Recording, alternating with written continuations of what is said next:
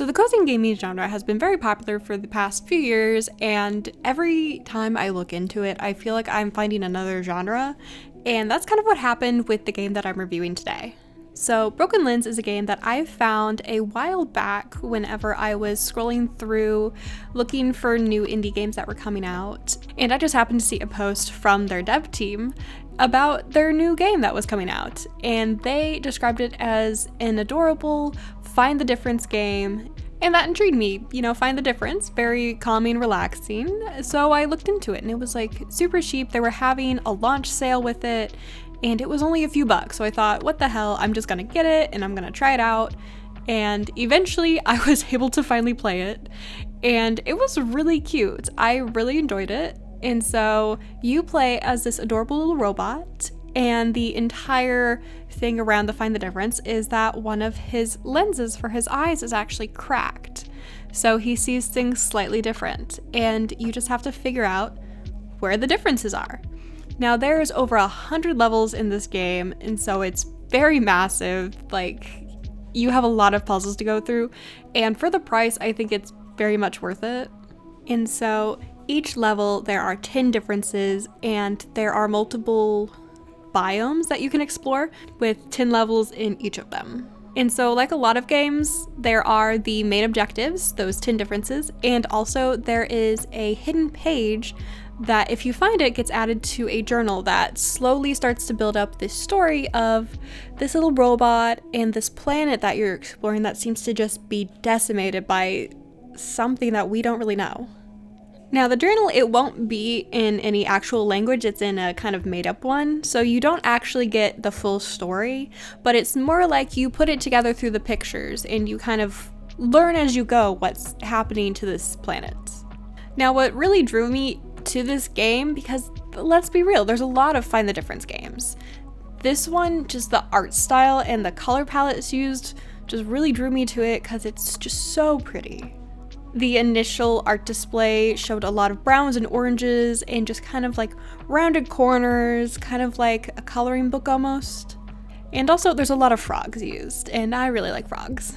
And if you'll believe it, this was handcrafted by a team of 6 from a small studio over in France.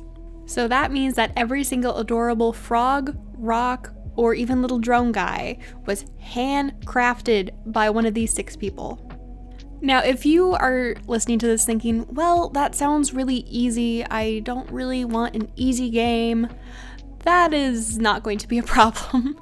Now, I tend to fall into the category of I would find maybe 3 to 5 of the differences decently easy. I would go from one corner, I would scroll down, and I would go through every aspect of the picture. Now you can zoom in and zoom out, and I will say the way that it divides the 2 sides of the picture would mess with my eyes and my brain a little bit, but that's not too bad. I dealt with it just fine, but that did kind of throw me for a loop the first time. But yeah, I would find those differences pretty fast, and luckily you don't have to find all 10 to move on, you just need to find 5 of them. So find half, and if you can't find the other half, then you're completely fine. You don't need to, which is very nice because some of these are really, really minor details. But that's the thing, if you are someone who is really invested in trying to say 100% it, or you're looking for a challenge in a game like this game is a nice blend.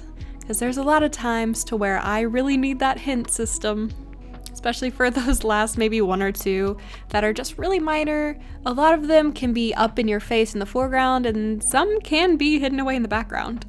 Now, luckily, like I mentioned, there is a hint feature, and it is on a cooldown whenever you use it, but it does seem to be unlimited uses. So if you're really stuck on, say, the last 3, you can get hints for that last 3. Now, the hint system works by putting a giant circle around an area to where one of the differences is. Now, I feel like this is a really good way of doing a hint system for a game like this, because the area that it covers is a decent size, and so it's not going to be screaming in your face like it's highlighting the difference and being like, look over here, it's right here.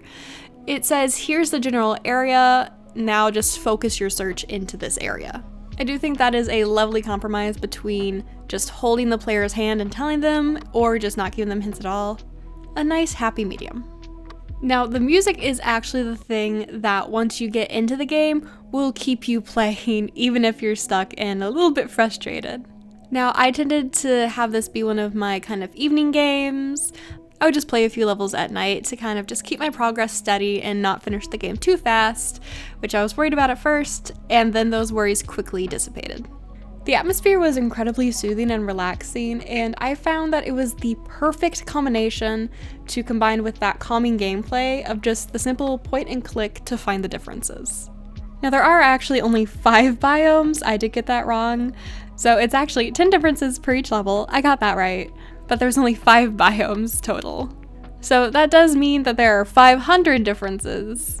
And if you are that completionist, there is a hidden golden biome, which I unfortunately did not get because I started to lose my mind a little bit because some of these puzzles are just that difficult to find.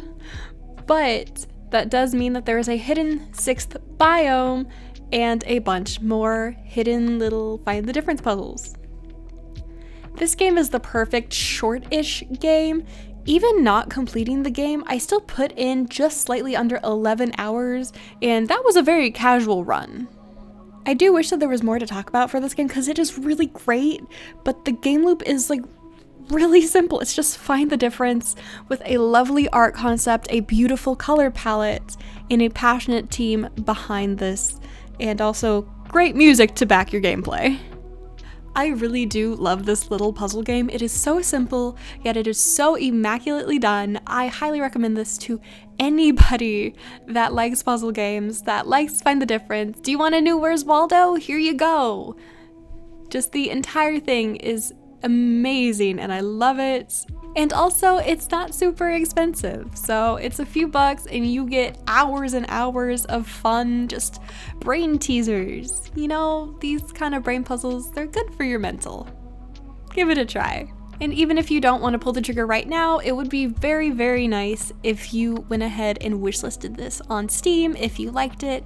Once again, a lot of the games that I cover here are indie titles, and so even wishlisting the game, it does really help the devs.